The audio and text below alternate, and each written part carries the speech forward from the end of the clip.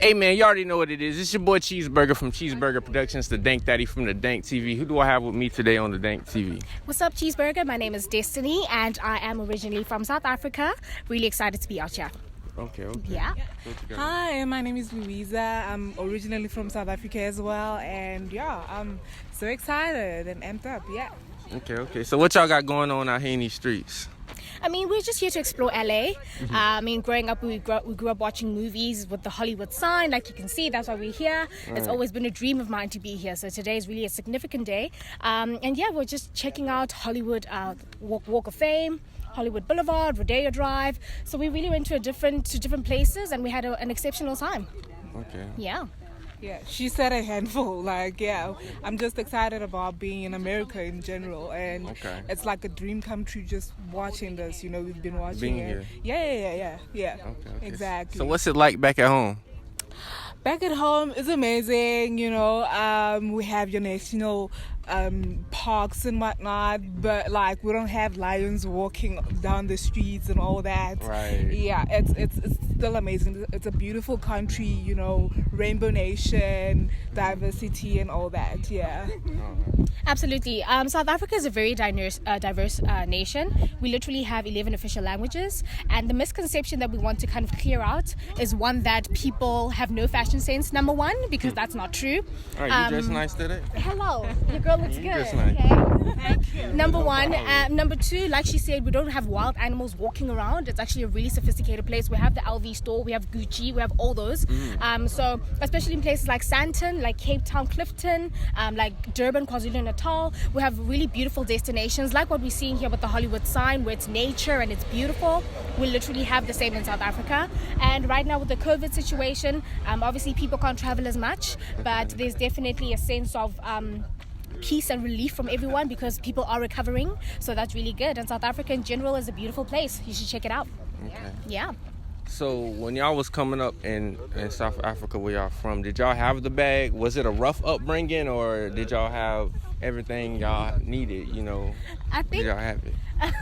I think it's a generational conversation. It's different generations, because when I speak to my mom's generation, that was the era where apartheid took place. Now, for those who don't know what apartheid is, it was a time of segregation where white people and black people were not allowed to spend time together. There were designated places for black people, like bathrooms and restrooms that were only for black people and others for white people. There were certain areas and spaces where black people were not allowed to go. It was illegal at the time. And so when I speak to my aunts and that generation, they had a really tough time growing up, because they had restrictions. And even in terms of education, there's a language called the Afrikaans language back home, which is predominantly a language spoken by white people, and it was kind of enforced, and black people were kind of forced to study in Afrikaans, which led our parents to not being able to get the best education or quality education as a result. So when you go to South Africa now, you see a lot of black people who are still employed and doing minority jobs or in minority positions as a result of that. And it kind of cascaded down into where we are right now as a generation. Yes, we went to university. I graduated, but unfortunately there aren't as many opportunities as you would love to see, especially as a young African girl. Right. Because of, I guess, the segregation, but also the results of it. It's not as prominent, but you can still see the traces of it, because the opportunities are not the same for us as black young people. But of course, we are making it work. Right now, we have a group of young black people called Black Diamonds, and these are young people who come from the township, which is the ghetto in South Africa, and they're making it. They're buying houses like what we're seeing right here, beautiful houses on mountains. They're driving Porsches and Ferraris. They're doing well. So yeah, there's definitely a change. Okay, so you say you're a formal talk show personality, am I correct? Yes. So is that running a family? Did you come from that? You can speak on that, elaborate a little bit on that. All right, so no one in my family was in the media industry, but I was privileged enough to have a mother who was very open-minded. My mother was very open-minded. When I told her, hey mom, I'm done with high school, I want to go to university and this is what I'd like to study, my mother said okay. She didn't understand what media is because she didn't get to go to university. So I was actually a first in my family, and that's another thing that's happening right now in South Africa. There are a lot of black firsts, you know, and I was a black first. And so she supported me. She didn't understand, but she supported me. We had other relatives saying, why aren't you studying law or something significant? Why media?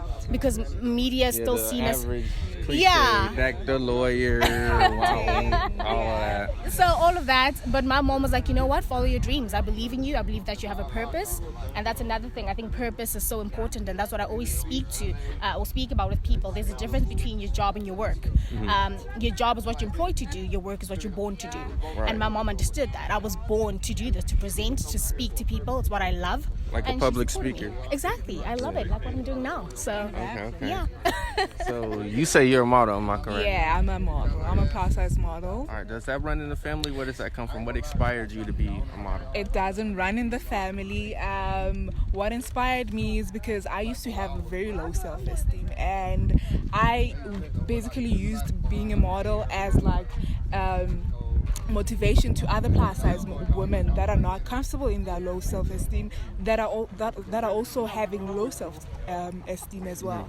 You know, to say to them, you can do this. You can, you know, be comfortable in your own skin, and you know, do whatever you want to do, wear whatever you want to wear. You know what I'm saying? So yeah, that's basically an inspiration and motivational tool for me. You know, yeah. So yeah. So everybody that's watching this right now, that's looking up to you, looking up to y'all right now, what do you got to say to them to inspire them a little, something, you know, to push them in the right direction? Well, I think I'll just emphasize what I've said. There's a difference between your job and your work. You know, a job is something you're employed to do. Your work is what you're born to do. And I really would like to encourage you guys to not give up on your work. Because your work is something that is constant. You're ever growing in it, and even the challenges that you faced in life prepared you for the kind of work that God put you on this earth for. And so I just want to encourage you to say, don't give up. I know a lot of us come from, you know, places where we're not financially privileged. Some of us don't have the best inheritance or a lot of money, but I think it's more than just money, it's knowledge. And I think you should equip yourself with enough knowledge to follow your dreams and do what you want to do.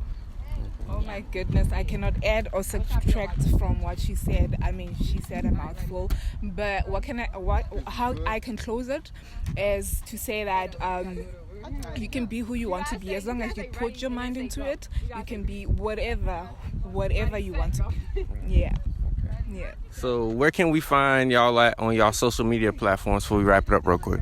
All right, so I am destiny.toli, that's Toli, on Instagram, on Facebook, Destiny Toli, and yeah, that's it. On Twitter, @destiny_Toli. All right. Alrighty, I'm Louisa, Louisa, Lulu Sophisticated Lady on Facebook, and on Instagram, I'm Sophisticated Lady _brand. Okay. Yeah. So you already know what it is. It's your boy Cheeseburger from Cheeseburger Productions, the Dank Daddy from the Dank TV. Ladies, I'm gonna let y'all close it out for you.